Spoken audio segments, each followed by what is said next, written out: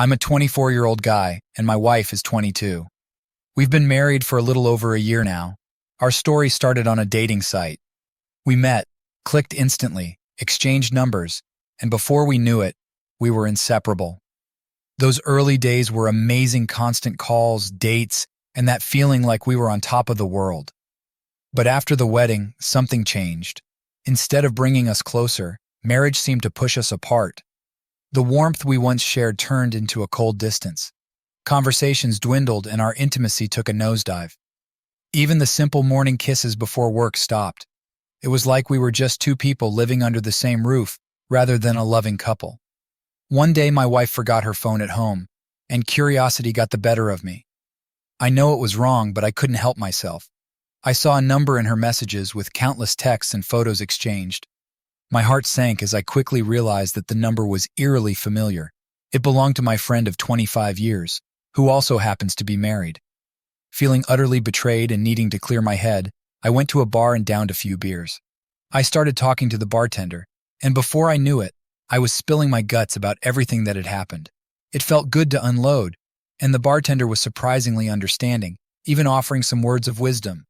But as the night wore on and I sobered up, the gravity of the situation hit me hard.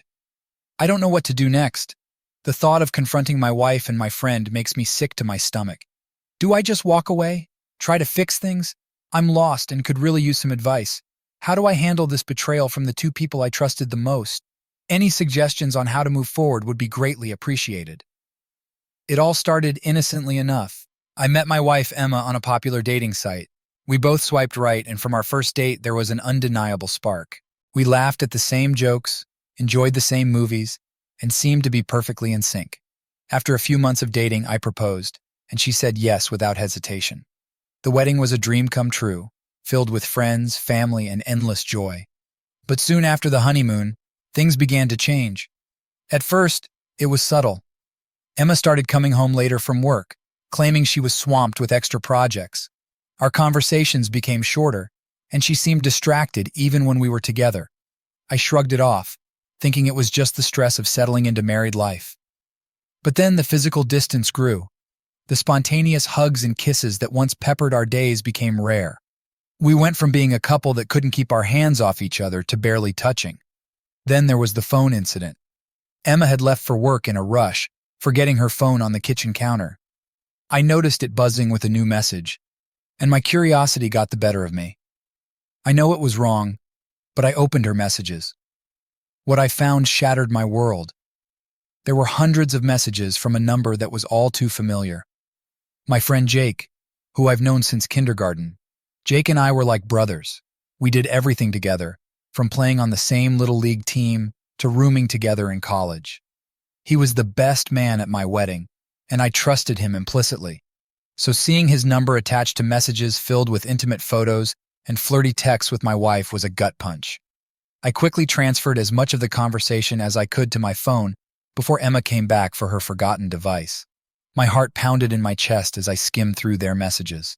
They talked about meeting up when I was at work, sharing stolen moments at his place, and the guilt they both felt but apparently couldn't resist. The most recent text suggested they were planning to meet up that very evening. Overwhelmed and needing to get away, I left the house and headed to my favorite bar. I sat at the counter, ordered a beer, and downed it quickly. The bartender, sensing my distress, asked if everything was all right. Before I knew it, I was pouring my heart out to him. I told him about my marriage, the coldness that had settled between us, and the discovery I had just made. He listened patiently, nodding occasionally and offering a few words of sympathy. "Man, that's tough," he said, refilling my glass. "I've seen a lot of people come through here with stories like yours. Sometimes they manage to work things out. Other times they realize it's best to walk away.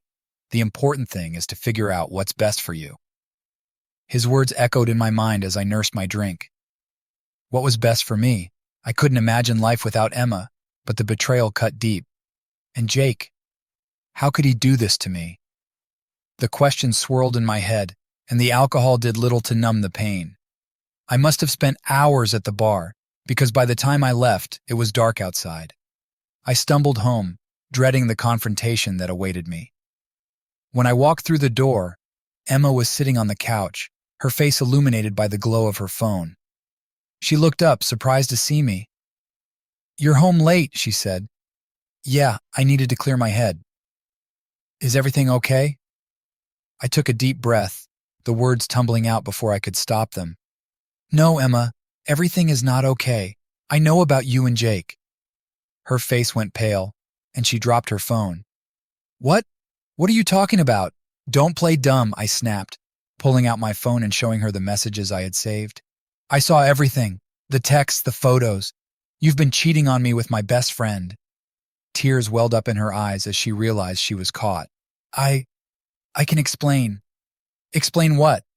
"How you could betray me like this. How you could go behind my back with someone I've known my entire life." She sobbed, burying her face in her hands. "I'm so sorry. I never meant for it to happen. It just did. We got close, and one thing led to another." "Spare me the details," I said, my anger boiling over. "I trusted you, Emma. I trusted both of you." The room fell silent, the weight of her confession hanging heavy in the air. I turned away, unable to look at her. My mind raced with 1,000 thoughts, none of them offering any solace. "Do you love him?" I finally asked, my voice barely above a whisper. She shook her head vigorously. "No, it was never about love. It was a mistake, a horrible mistake. I love you, and I want to make this right." "How?" I asked, turning back to face her. "How do we come back from this?" "I don't know," she admitted, tears streaming down her face. "But I want to try. Please, give me a chance to make it right." I wanted to believe her, to hope that we could somehow salvage our marriage. But the pain was too raw. "I am divorcing you. Now take your bag, pack your clothes, and get out of my house."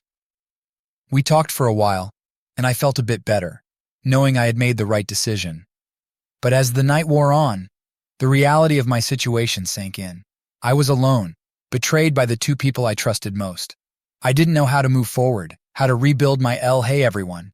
I wanted to start by thanking you all for the incredible advice and support you gave me on my last post. It's been a rough ride, but your words helped me take the first steps toward getting my life back on track. After kicking Emma out, I realized I needed to take care of myself first and foremost.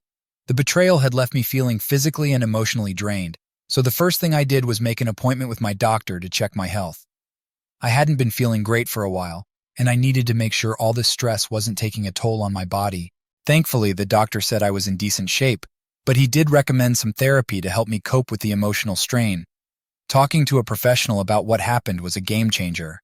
I realized how much I had bottled up inside. The therapist encouraged me to confront my emotions head on, and it felt like a weight was lifted off my shoulders. I still have a long way to go, but it's a start. Next, I realized that the closest people I had in my life were my family. They had always supported our marriage, and I owed it to them to explain what was going on. So I called my parents and told them that Emma and I were separating. It was one of the hardest conversations I've ever had. They were shocked and saddened, but they were supportive. They told me it was unfortunate that this happened, but assured me they would always be there for me. We planned to have a more detailed discussion in the evening, and it was comforting to know I had their support. That evening, my parents called, and we talked for hours. They shared their own experiences and gave me advice on how to navigate this painful situation. It was comforting to hear their voices and feel their love and support. My mom reminded me that it's okay to feel hurt and betrayed, and that healing will take time. My dad, ever the pragmatist, encouraged me to stay focused on my goals and to not let this define me. They offered to visit or have me come stay with them for a while, but I told them I needed to face this on my own terms.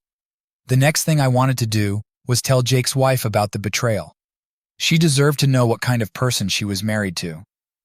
I invited her to coffee, and we agreed to meet at 4 p.m. I arrived early, ordered my coffee, and sat waiting for her to arrive. When she walked in, I could tell she was puzzled by my urgency. I didn't waste any time. I immediately told her, "Your husband is cheating on you with my wife." She looked at me in shock, her face a mix of disbelief and confusion. At first, she didn't believe me. I could see it in her eyes, the hope that I was somehow mistaken. But I had prepared for this. I had printed out photos and correspondence between Jake and Emma and handed them to her. She flipped through the evidence, her hands trembling, tears welling up in her eyes.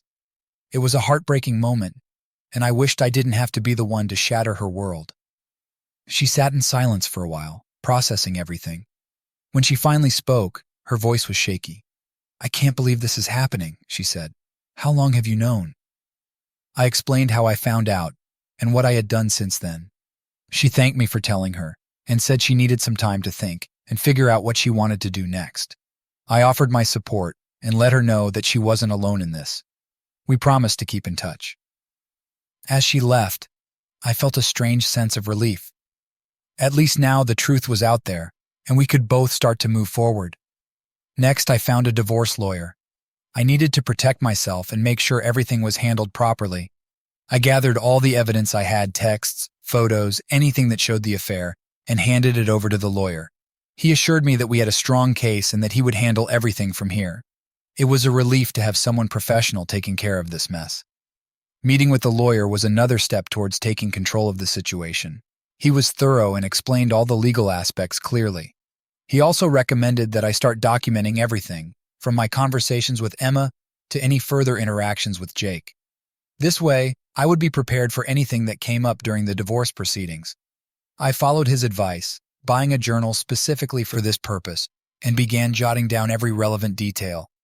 Now, I'm taking a step back and trying to rest. The last few days have been a whirlwind, and I need to clear my head and figure out what to do next. It's strange being in the house alone, surrounded by memories of a marriage that no longer exists. I've been going for long walks, trying to get some fresh air and perspective, but it's hard not to feel overwhelmed. During one of these walks, I bumped into an old friend from college, Lisa. She noticed I looked stressed and invited me for coffee. We caught up, and I found myself opening up to her about everything. Lisa listened patiently, offering a sympathetic ear and some much-needed advice. She encouraged me to take things one day at a time and to not rush into any decisions about the future. It was refreshing to talk to someone who knew me well and could offer a different perspective. I keep thinking about the future and what it holds for me. Right now, it feels like I'm standing at a crossroads with no clear direction. Part of me wants to move far away, start fresh somewhere new. Another part of me thinks I should stay, rebuild my life here, and show everyone, including myself, that I can come out of this stronger. I've been rereading your comments and messages, drawing strength from your words. It's incredible how much support can come from strangers on the internet. So, I'm asking again, what do you think I should do next? How do I rebuild after such a betrayal? Any advice would be greatly appreciated. Another suggestion was to reconnect with friends and build a support network. I reached out to a few buddies I hadn't seen in a while and made plans to catch up. It's been good to have a distraction and to remind myself that there are still people who care about me. I've also started journaling daily, not just about the divorce, but about my thoughts and feelings. It's been a way to process everything and to track my progress. Some days are better than others, but I'm trying to stay optimistic. Despite everything, I still find myself thinking about Emma and Jake. It's hard not to dwell on the betrayal and the pain it caused. But I know that holding on to anger and resentment won't help me heal. I'm working on letting go, forgiving them, not for their sake, but for mine. It's a process, and I'm taking it one step at a time. As I sit here writing this, I'm filled with a mix of emotions. There's still pain and sadness, but there's also a glimmer of hope. I know that this is just a chapter in my life, not the whole story. I'm determined to come out of this stronger and wiser. To everyone who has been following my journey, thank you. Your support means more than you know. I'll continue to keep you updated, and I'm always open to more advice. What should I do next? How do I rebuild and move forward? Any suggestions would be greatly appreciated. Hey everyone, I want to start by thanking you all for your incredible support. Your comments and messages have been a lifeline for me during these tough times. It's been a while since my last update, and a lot has happened. Last night, I got very drunk at a party. My friends were there, and even Lisa from college, who I mentioned in my last post, showed up. I guess I had more to drink than I realized because I don't remember much after a certain point. The next thing I knew, I was waking up in my bedroom, my head pounding and my mouth dry as a desert. When I finally managed to sit up, I noticed the smell of breakfast wafting through the air. It was a comforting, nostalgic scent that I hadn't experienced since Emma left. My curiosity got the better of me, and I dragged myself out of bed, following the delicious aroma to the kitchen. To my surprise, there was Lisa, standing by the stove flipping pancakes. She turned and smiled when she saw me. "Morning, sunshine," she said with a teasing glint in her eye. "You don't look too good." I managed a weak smile, feeling both grateful and embarrassed. "Yeah, I guess I overdid it last night." Lisa chuckled and walked over, pulling me into a gentle hug. "It's okay. We all need to let loose sometimes. Come on, sit down and eat. You need something in your stomach." We sat at the table, and I devoured the pancakes she had made. As we ate, we talked about everything that had been going on in my life. Lisa was a great listener, and she didn't judge or offer unwanted advice. She just let me vent, which was exactly what I needed. After breakfast, Lisa insisted I go see my doctor again to make sure everything was okay. I had been neglecting my health a bit, and she was right. I needed to take care of myself. So I made an appointment and went in for a checkup. Thankfully, everything was fine, and the doctor even complimented me on taking the steps to look after my mental and physical well-being. If you ever find yourself in a situation like mine, the best advice I can give you is to prioritize your family, your health, your friends, and of course, a good lawyer to help you navigate the divorce process. It's so important to have a solid support system in place and to make sure you're taking care of yourself during such a tumultuous time. My family has been amazing through all of this. My parents check in on me regularly, and we've had some really deep conversations about life and love. They've shared their own experiences and have been a source of strength and wisdom. It's comforting to know that they're always there for me, no matter what. My friends, too, have been a rock for me. That party, despite the hangover, reminded me how important it is to have people around who care about you and can make you laugh, even when things seem bleak. They've helped me see that there is life after betrayal and that I can rebuild and move forward. And then there's Lisa. She's been a surprising but wonderful addition to my support network. We've grown closer over the past few months, and her presence has been a balm to my wounded heart. She's helped me see that there are still good people in the world and that I can trust again, even if it takes time. As for the legal side of things, my lawyer has been handling everything with the divorce. It's a slow process, but having someone competent and trustworthy on my side has made it bearable. He's been thorough and has kept me informed every step of the way. I can't stress enough how important it is to have a good lawyer when you're going through something like this. It takes a lot of the stress off your shoulders and allows you to focus on healing. I'm taking things one day at a time, trying to find new routines and hobbies to fill the void left by the end of my marriage.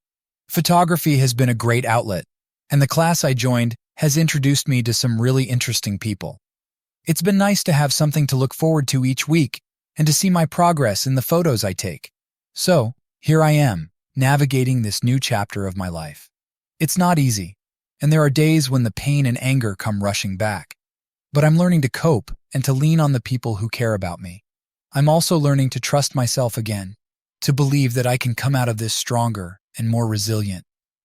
Hey everyone, it's been a while since my last update, and I wanted to thank you all once again for your unwavering support. Your advice and kind words have been a beacon of light in these dark times. There's a lot to catch you up on, so here goes.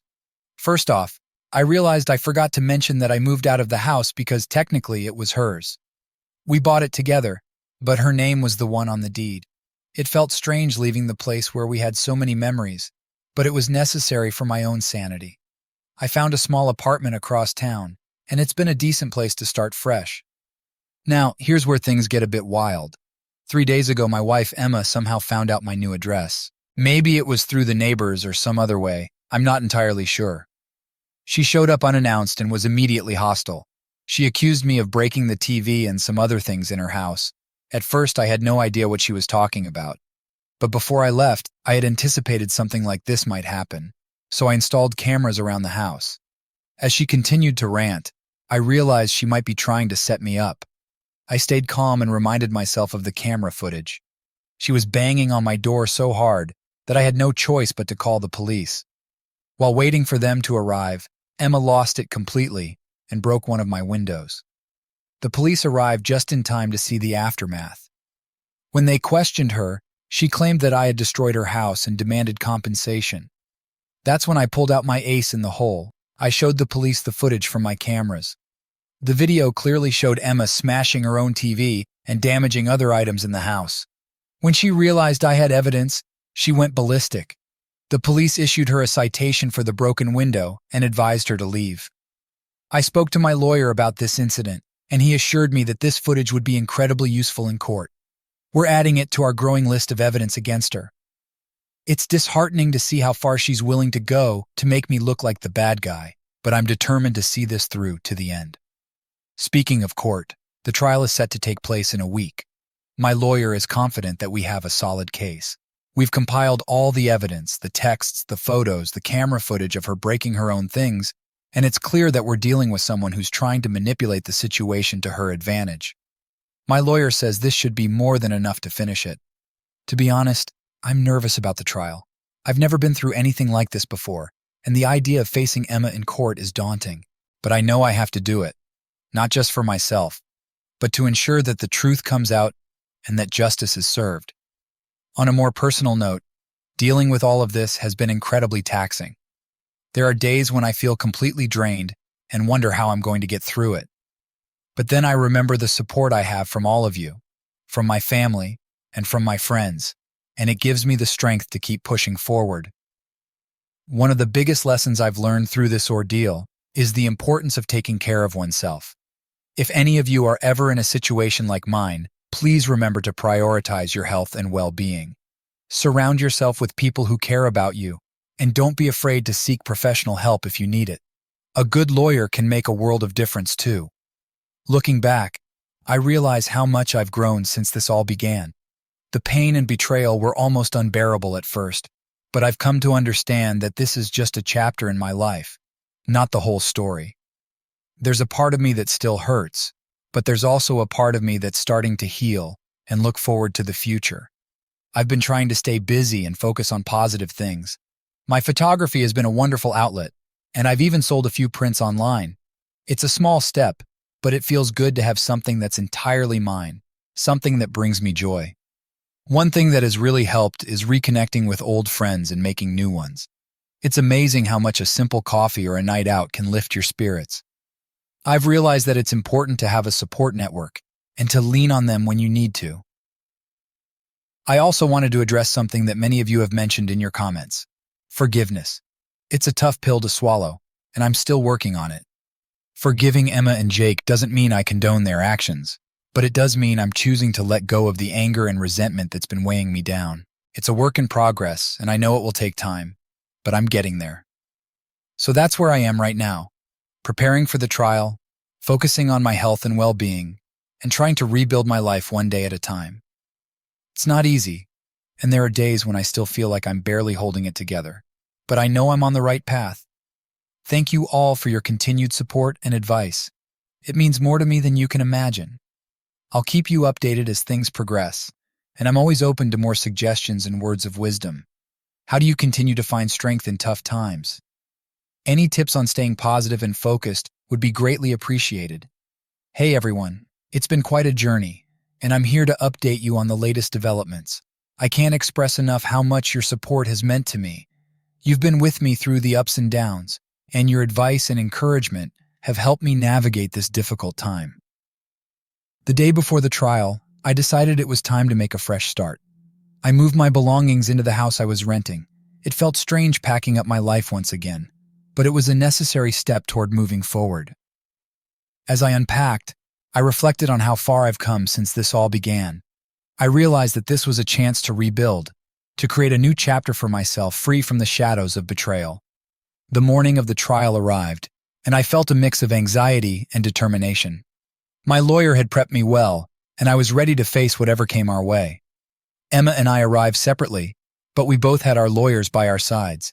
It was surreal seeing her again in this context, but I reminded myself to stay focused and composed. When we entered the courtroom, the lawyers greeted each other and exchanged pleasantries. It was strange to see them being so cordial, given the circumstances. The judge called the session to order, and the trial began. Our lawyers presented the evidence texts, photos, and the camera footage of Emma breaking her own things. The judge listened intently, taking in every detail. After reviewing all the evidence, the judge made a ruling. The judgment was that the house would be sold, and the proceeds would be split equally between us. It wasn't the outcome I had hoped for, but it was fair. I knew that letting go of the house meant letting go of the past, and I was ready for that. Emma looked visibly upset as the judge made the ruling. When it came time to sign the divorce documents, she hesitated. I could see the struggle in her eyes, the realization that this was really the end. She tried to argue, to delay the inevitable, but I stood firm. Enough falsification, I told her. Sign it, and we can part ways forever. Reluctantly, she picked up the pen and signed the papers. It was a bittersweet moment, a mix of relief and sadness. After everything we had been through, it was finally over. The chapter of our marriage was closed, and it was time to move on. After the trial, I didn't see my lawyer again. We exchanged a few words of thanks and said our goodbyes. I was grateful for everything he had done, for guiding me through this legal maze and helping me protect myself. It was a strange feeling, parting ways with someone who had been so instrumental in this chapter of my life. Now I have to wait about a month for the house to be sold. It feels like an eternity, but I know it's just a matter of time. Once it's done, I'll have a clean break and the resources to start fresh. It's a waiting game, but I'm trying to stay positive and focus on the future. Since my last update, I've received a lot of messages from people asking for various details. Some are genuinely supportive, while others are just looking for gossip or trying to stir up drama. I've decided to keep some things private. It's important to protect my own well-being and not get caught up in the noise. To those of you who have shown genuine support, thank you. Your kindness and understanding mean more to me than words can express. Lisa has continued to be a rock for me. We talk almost daily, and she's been a huge source of support. She's helped me see that there's a light at the end of this tunnel, and that I have the strength to get there. We've even started planning a weekend getaway to clear our heads and take a break from everything. It's something to look forward to, and I know it will do us both good. One of the biggest challenges has been learning to trust again. After such a betrayal, it's hard not to be wary of people's intentions. But I'm taking it one day at a time, allowing myself to heal and to believe that there are still good people in the world. It's a slow process, but I know I'll get there. For anyone else going through a similar situation, my advice is to take it one step at a time. Prioritize your health and well-being, surround yourself with supportive people, and don't be afraid to seek professional help. A good lawyer can make a world of difference, and taking care of your mental health is just as important as dealing with the legal aspects. As I sit here writing this, I'm filled with a mix of emotions. There's still pain and sadness, but there's also hope. I know that this is just a chapter in my life, not the whole story. I'm determined to come out of this stronger and wiser. Thank you all for your continued support and advice. It means more to me than you can imagine. I'll keep you updated as things progress, and I'm always open to more suggestions and words of wisdom. How do you continue to find strength in tough times? Any tips on staying positive and focused would be greatly appreciated. In the month since my last update, the house sold, and I got my half share. With that money, I bought the house I'd been renting.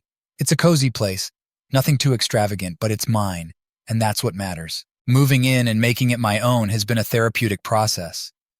I've painted the walls, bought some new furniture, and even set up a small photography studio in one of the rooms. It feels good to have a place that's truly mine, free from the shadows of the past. I've heard almost nothing about Emma since the trial, except that she went to her parents' place and is living with them now. It's strange to think about how close we once were and how distant we've become, but I guess that's life. People come and go, and sometimes the ones you thought would be there forever turn out to be just a chapter in your story. Taking care of my health has become a top priority. I've been hitting the gym regularly, and the physical activity has been a great stress reliever. It's also helped improve my mood and overall well-being. I feel stronger and more energized than I have in a long time. My doctor has been pleased with my progress, and I make sure to see him every 6 months for a full checkup. It's become a routine that gives me peace of mind. Going back to work was another significant step. At first, it was challenging to focus, but gradually it became easier. Work gave me a sense of normalcy and purpose. My colleagues have been supportive, and diving into my projects has helped keep my mind off the divorce. I even got a promotion recently, which was a nice boost to my confidence. It's like the universe is telling me that things are going to be okay. Lisa has continued to be a great friend through all of this. She visits on weekends, and we spend hours talking about everything and nothing. She's been a huge source of support, and I value her friendship immensely. We've shared some deep conversations, and she's helped me see things from different perspectives. But I'm not ready to start a new relationship just yet. I need more time to heal from the divorce and to understand who I am outside of a relationship. Reconnecting with old friends and making new ones has been another source of strength. Socializing again has been refreshing. We've had game nights, movie marathons, and even a few spontaneous road trips. These experiences have reminded me that there's a lot of joy to be found in life, even after heartbreak. One thing that's become clear to me is the importance of choosing the right people to have in your life. There's a principle I've always followed. I lent money to my friends that I was ready to lose. If they didn't return it, that person would disappear from my life forever. It was a simple way to see who was truly trustworthy. I don't know how I let someone like Emma into my life. Maybe when I was younger, I was thinking with my heart and not with my head. But I've learned that listening to your heart and the people who truly care about you is the most precious thing. Reflecting on my journey, I've come to appreciate the importance of choosing the right people to surround yourself with. There's a principle I've always followed. I lent money to my friends that I was ready to lose. If they didn't return it, that person would disappear from my life forever. It was a simple way to see who was truly trustworthy. I don't know how I let someone like Emma into my life. Maybe when I was younger, I was thinking with my heart and not with my head. But I've learned that listening to your heart and the people who truly care about you is the most precious thing. I've grown a lot through this experience. The pain and betrayal were almost unbearable at first, but I've come to understand that these experiences have made me stronger and more resilient. I've learned to trust myself and to believe that I deserve happiness and respect. To those of you who have been following my journey, thank you. Your support has been invaluable, and I hope that sharing my story has helped others who might be going through similar situations. It's a reminder that even in the darkest times, there's a path forward, and there's always hope for a brighter future. As I sit here in my new home, writing this final update, I'm filled with a sense of peace. I know that this chapter of my life is coming to a close, but a new one is just beginning. There's still a lot of uncertainty, but I'm okay with that. I'm ready to embrace whatever comes next, and I'm confident that I'll be able to handle it. To anyone out there who's struggling, remember that you're not alone. Take it one day at a time, lean on the people who care about you, and believe that things will get better. It might not be easy, but it's possible. You've got this.